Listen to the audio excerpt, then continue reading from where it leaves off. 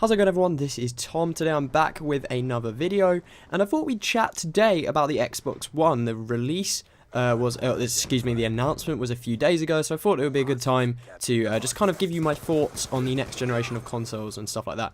First of all, a bit about this gameplay that you're seeing on screen right now. As I mentioned in a few of my Black Ops 2 live gameplays that I've done, if you haven't checked those out, I'll link them down in the description. I've done a couple in the past week or so. You'll know that I actually got into League Play, and League Play is kind of a cool addition to Black Ops 2. It's a lot more competitive than standard public matches, and this is a League Play match, and the start of the gameplay, this is why I cut it a little bit short. I cut the start off because I was just lagging out so bad. Someone in my house must have been downloading something, or something like that, and my signal was just atrocious. I was on a 1 bar for the first kind of 5 minutes of this gameplay. I mean, you see me pick up 2 kills just there and get a Bloodthirsty medal on a 1 bar, but even then it was just totally laggy, and it was probably just luck more than anything. I was just spraying where they were going. And it's just quite a fun gameplay because we actually, so essentially my team were playing a 3-man team versus this 4-man team, which basically means you're going to lose in League Play because I wasn't really doing that much because my signal was so bad. I couldn't connect any shots. I was just getting destroyed.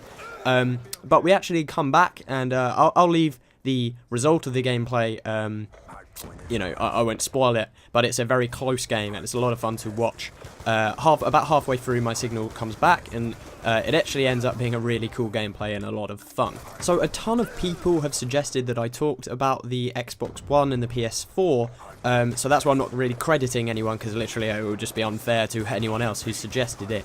But the next generation of consoles is going to be really interesting because they only refresh once every 7 years or so. But they're pretty outdated hardware. They announced them, and the kind of tech industry world wasn't particularly happy when they announced them because they're not, the cutting edge technology. You could easily build a gaming PC and have it better spec'd out than an Xbox One or a PS4. The PS4, the rumoured specifications, I don't think everything's 100% confirmed on the PS4 yet. This is why it's kind of, you have to take it with a pinch of salt, really.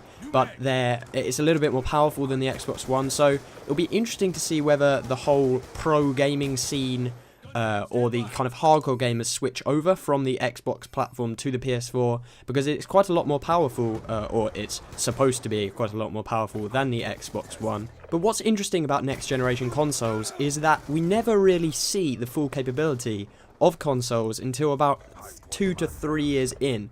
For example, Crysis 3, which just came out for the PS3 and I believe the Xbox 360, so it is, I think it's cross-platform, has like the most ridiculous graphics for a game out for these consoles. But this has been released, a year before the consoles finish their life cycle, which means that for 7 years we're going to be getting new games which push the platforms to their limits, and I think that's what I'm most excited about for both of these consoles, because it's not really the consoles themselves that I get excited for, it's the games which go along with them. And there's going to be consoles like Call of Duty which are made for both the Xbox One and the PS3, or the PS3 and the 360, excuse me.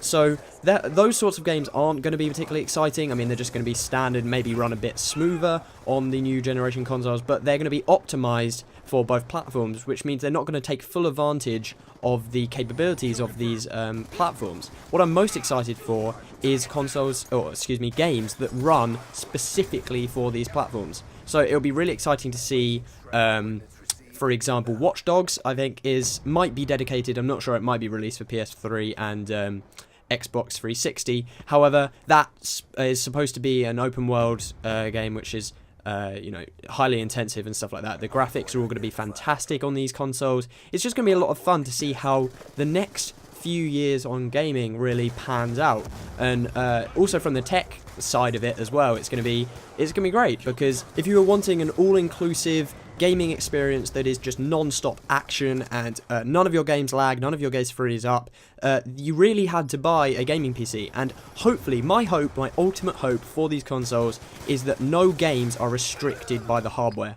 And I know that that's saying a lot when you think about what games potentially developers could come up with, but I would really like it to be able, all these consoles, to be able to just handle anything you threw at them. And I know that might not happen, but that is my ultimate aim for console gaming. I hope that it supersedes PS3 and, PC gaming on the capabilities. And I know that's probably not going to happen. However, I just like it to be flawless. So to be honest, that's my main thoughts on the Xbox One and the PS4. I realise that they're both not out yet. I mean, we haven't been able to have hands-on and stuff with it. Apart from the Xbox One looks absolutely massive, and I'm not sure what that's going to happen. I guess they're slim it down and a lot for the next generations, the newer generations of the actual console. But it just looks massive, and I'm not really sure if I want that next to my TV or something. I don't even think it would fill my desk. It looks absolutely huge.